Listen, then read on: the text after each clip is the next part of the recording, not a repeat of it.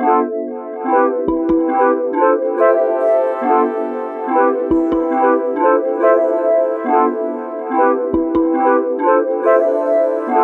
kind of choruses can we expect from which tragedians?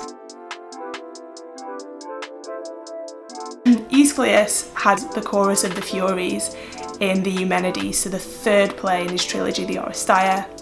And they're a chorus of avenging goddesses from the underworld who come back to pursue Orestes for killing his mother Clytemnestra.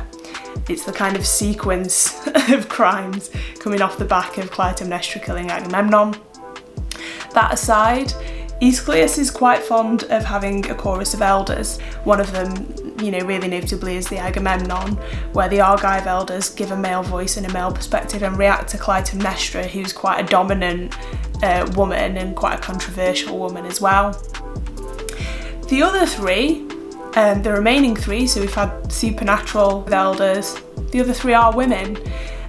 So he includes the Danaids in his suppliants, and so women do get more of a female voice in some of the tragedies that we have surviving, which is an interesting one because every actor on the stage would be male, and the same goes for the characters. All females in Greek tragedy, in Greek drama, would be played by men. The only exceptions would be the odd hetaira sort of actress in comedy, and that's something to put in a little footnote. I'll put that at the bottom of the screen so you can Google it if you want, and I'll do a future series on comedy. But in the main, everything would be acted by men.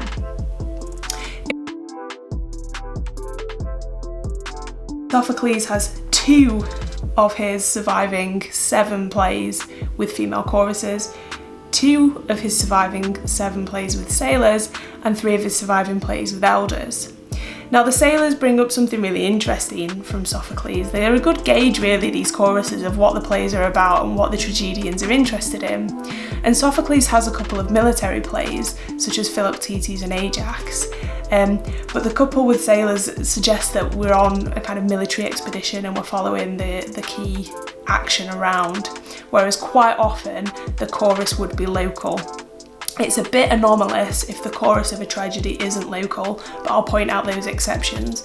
So it would be the sailors that Sophocles introduces, probably we'd have to say the Furies that Aeschylus introduces, and if we look at Euripides, it's a really, really weird one.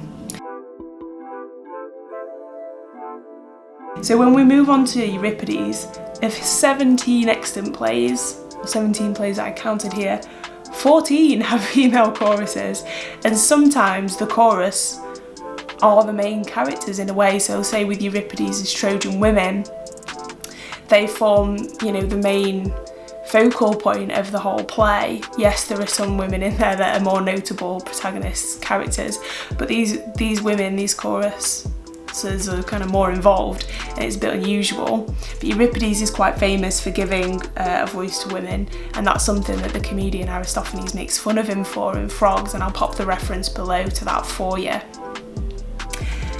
The other 3 are elders, but of the choruses of women that we were talking about, one of them isn't local, and that's in a really unusual play, Iphigenia at Aulis, where instead of having the citizens at Aulis be the chorus, you have a chorus of women.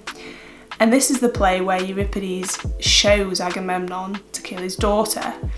So it's very, very unusual as a setup because it's not really near anybody's home.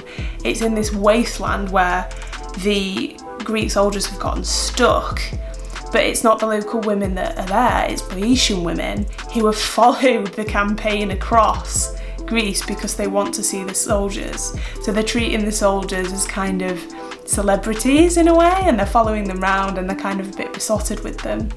So you've got these really naive women following soldiers around, and then the soldiers have to do something terrible.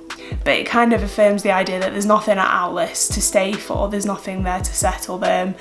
There's no chorus of indigenous people who could offer the soldiers hospitality or help them leave in any way or anything like that. It really affirms Aulis as a wasteland, but it's super weird, it's really unusual if we judge it against the plays that we actually have surviving, and like I say, we don't have as many as we'd like to think. And one thing that you might want to look out for is what is their relationship with the main character. So I mentioned that the chorus involves a lot of local people. If you look at Euripides' Medea, it's a chorus of Corinthian women. Medea is a barbarian princess, and their opinion of her is a bad one. It sets up really terrible expectations that Medea then frustrates. So look at the relationship and the interplay between the chorus and the main character as well. Okay, sorry for being late today. Another one of my projects is creating illustrations of the ancient world to sell online. I'll leave a link in the description below. So far we've got vintage travel posters of the Colossus at Rhodes, the Hanging Gardens of Babylon and the Lighthouse at Alexandria. I'm aiming to complete the other 4 of these 7 ancient wonders this month. So have a look on Redbubble and please like and share and pass it on. Thanks!